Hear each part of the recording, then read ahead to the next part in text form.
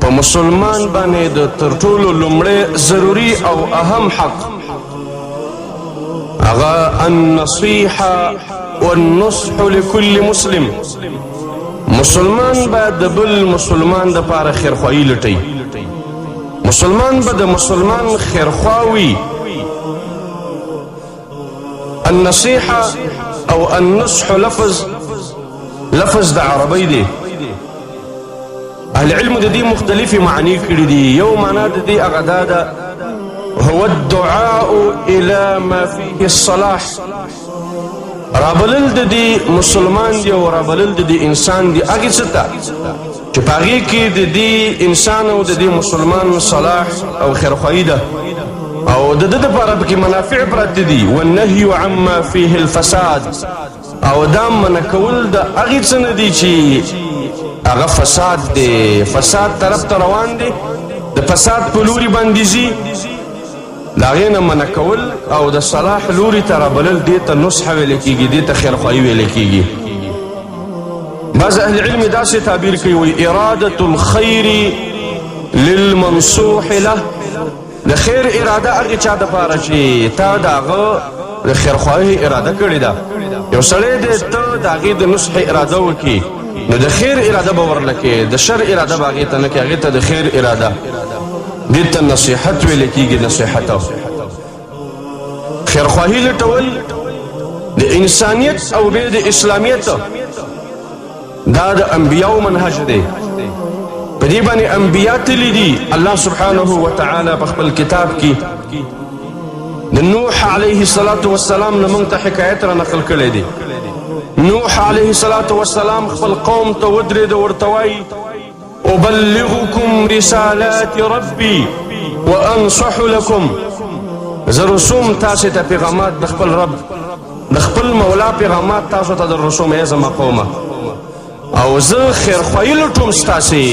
په دې پیغاماتو رسولو کې مې دنیا مقصد نه دی، د دنیا ریاست مې مقصد نه دی، د دنیا سره و سپین زما مقصد نه دی، د دنیا نکاحونه مې مطلوب نه دی. غرض مې دا ده چې زه ستاسو خیرخواهي وکړم. او دا خیرخواهي الله عز وجل د نبي صفت ذکر کړی دی چې یو نبي به ناصح وي، هغې کې به خیرخواهي موجوده وي. الله عز وجل د صالح علیه الصلاة والسلام په باره کې وایي چې هغه خپل قوم ته بیان وکړه، ورته ویې ویلې أبلغكم رسالات ربي وأنا لكم ناصح أمين.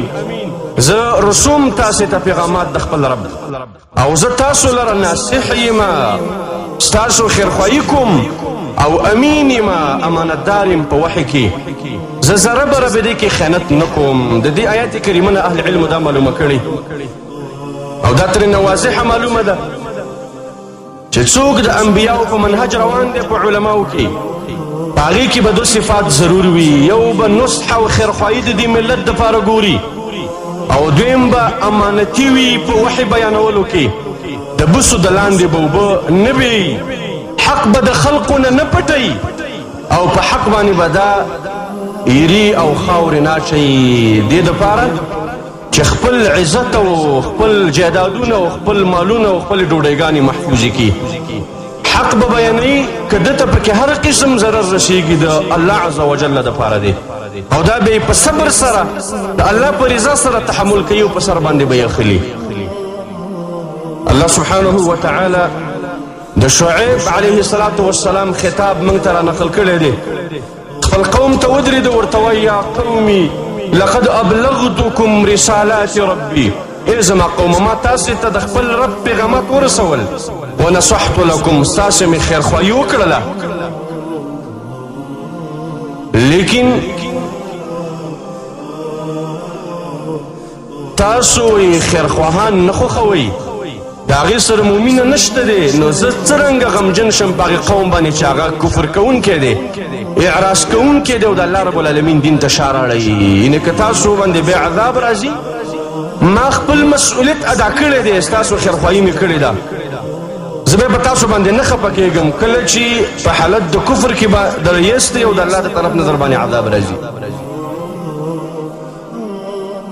حدیث کې راغلی د جابر بن عبد الله رضی الله عنه د رسول الله صلی الله علیه وسلم د حج ټول کیفیت را نقل کړی دی.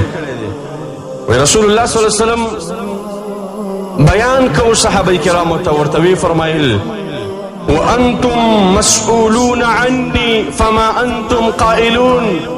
اے صحابو تاسو نه به زما په باره کې تپوس کیدی شي. ګوره د الله په دربار کې تپوس به درنه کیږي زما په باره کې. تاسې به څه ووایي د پیغمبر څه کړي دي زما په باره کې به څه ووایي.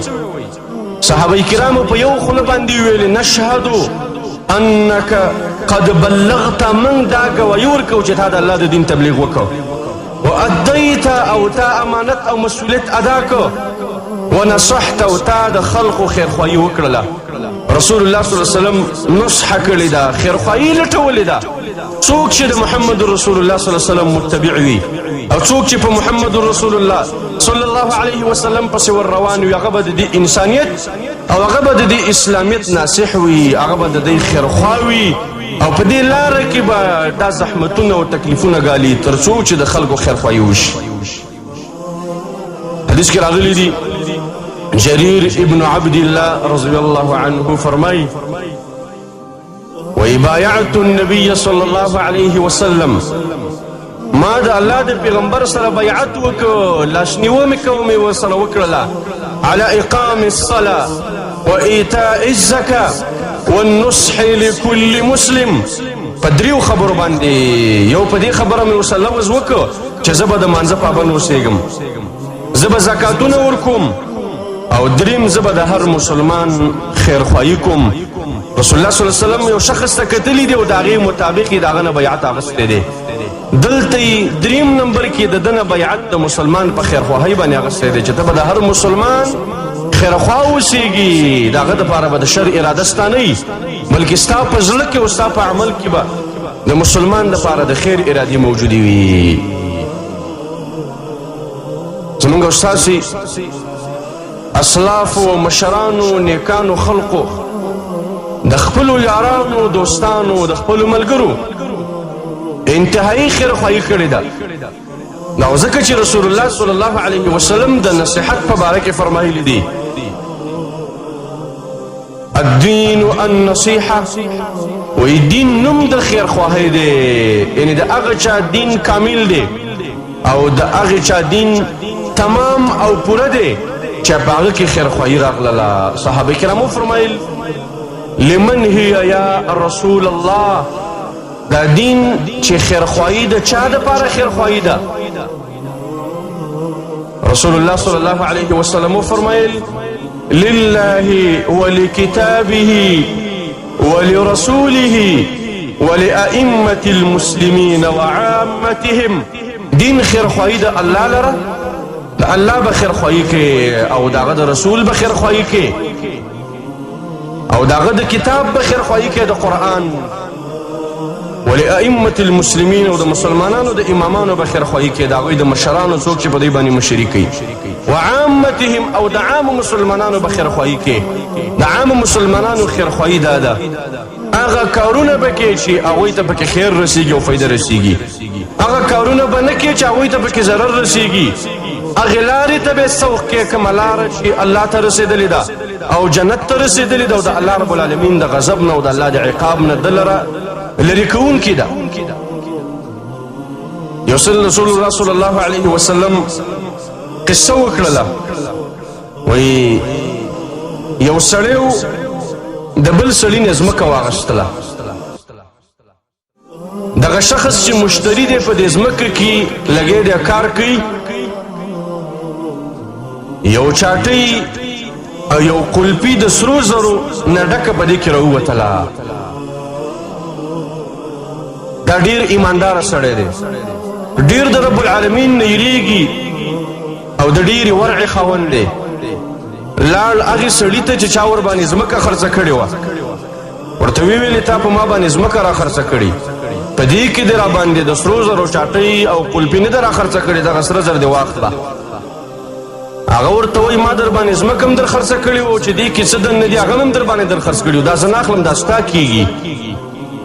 یو ویلې تی واخله او بل ویل چې تی واخله په دې کې د دې دواړو لانجه شوله. یو حکیم او خیر عقلمن سړي ته دوی لاړه د پاره د دې چې د دوی قضا او فیصله وکړي. کله چې دوی هغې ته خپله خبره واوروله هغه سړی پوه شو چې دا خو ډېر نیک خلق دي، ډېر د الله نه یریدونکي دي او ډېر د یو بل خیرخوا دي. لکه په دې زمانه کې مونږ په داسې ځمکو کې او په داسې کور کې یو څیز مونده کړو څوک ورباندې نه خبر ووایي چانس مې و په هغې باندې غلي کېږو. هغه مالک د کور مالک د پټي هغه په جریان کې ناچو چې کېدی شي د هغه خښه کړي وي دا د هغه وي سبا به راسره بیا لانجه واچوي. لیکن هغوی د الله نه یېرېدل د یو بل ناصحین او خیرخواهان دي. کله چې دغه حاکم خبره واورېدله دوی ته وویلې وایي بچي لرئ؟ هغه یو کس ورته وایي چې زه خو یو زوی لرم. هغه بل وایي زما یو لور ده. حکیم او دینداره قاضي ورته وایي دغه جنۍ دې لږ ته په نکاح کوي او دا 100,000 راواخلئ په دوی باندې خرج کوي. کله چې د دوی د نکاح نه او د دوی د مهر وغیره نه اضافي شو باقي پاتې باندې صدقه وکړي. چې کله دومره مالونه ستاسې نه خوښېږي یو یې د ځان دپاره نه خوښوي او بل یې د ځان دپاره نه خوښوي نو دوی راولګېدل. هغه ماشومه چې کله پیغله او لویه شوه دا یې دغې هلک ته په نکاح کړله. د دوی خپلولي راغلله ځکه قانون دا دی چې نیکان باید د نیکانو سره یو ځای شي، د نیکانو سره باید خپلولي وي، د دوی تعلق جوړ شه. دا قصه رسول الله صلی الله علیه وسلم بیانه کړله. دې دپاره بیانه کړې ده چې خپل امت ته وښیي چې ځان نه داسې صالحین جوړ کړي، ځان نه داسې نیکان جوړ کړي. ګوره چې پیسې ته د ټینګېدو والی سرو سپینو ته د ټینګي والی هغه خلق ایمان نشي ساتلی چې څوک د پیسې په مقابل کې په ګډه کېږي او په نڅا کېږي او د پیسې په مقابل کې نشي ودرېدلی. هغه سړی دین خرڅوي، ایمان خرڅوي چې دنیا ورته غټه ښکاره شي او دا عظیمه وګڼي. نن سبا وګورئ تاسو خلقو په دې مالونو باندې او په دې پیسو باندې او په دې بنګلو په دې آبادیو باندې ایمان او دین ورکړه او په مقابل کې کفر او طاغوت او بېدیني واخیستله، ځان یې د جهنم ورلړونې وګرځو او تر اوسه پورې پکې واقع دی. د دې پیسو دپاره ایمانونه خرڅ شول، عزتونه خرڅ شول، پیغلو د دې دپاره حیا او خپل ناموس پرېښوده فقط چې پیسې پیدا کړي. په نوم باندې پښتون، په نوم مسلمان خپله پیغله د کوره د پیسو دپاره ویستله. د پیسو محبت او مینه تر منتها رسېدلې ده. خو د رسول الله صلی الله علیه وسلم چې څوک امتي دی پیسه به ورته پچه نه ښکاري، سره او سپین به ورته د پچو حیثیت نه لري، بلکې دته به ایمان او دین ډېر قیمتي وي. دته ایمان ساتنه او حیا ساتنه ډېره اهمه ده او ډېره ضروري ده. د رسول الله صلی الله علیه وسلم ملګری جریر ابن عبدالله رضی الله عنه په باره کې راغلي وایي اذا اشترى شیئا کله چې به د چا نه یو څیز واخیسته یا به په چا باندې یو څیز خرڅ کړه وایي دې مشتري او دې بائع ته به ویلې چې اعلم ان ما اخذنا منك احب الینا مما اعطیناک.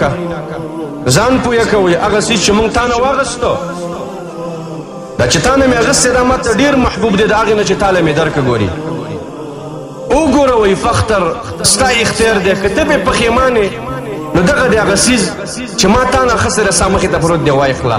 دې کې به د مسلمان خیرخواهي کوله. غرض به دا و چې زه د مسلمان بدخوا نه شم، زه باید د هغې دپاره خیرخوا اوسېږم ځکه د الله د پیغمبر سره ما بیعت کړی په دې باندې چې زه به د مسلمان خیرخوا یم. حافظ ابن حجر رحمت الله علیه فتح الباری کې د ده د نصحې په باره کې یو قصه راوړې ده. وایي ده خپل غلام ته ویلې چې ما دپاره یو اس واخله.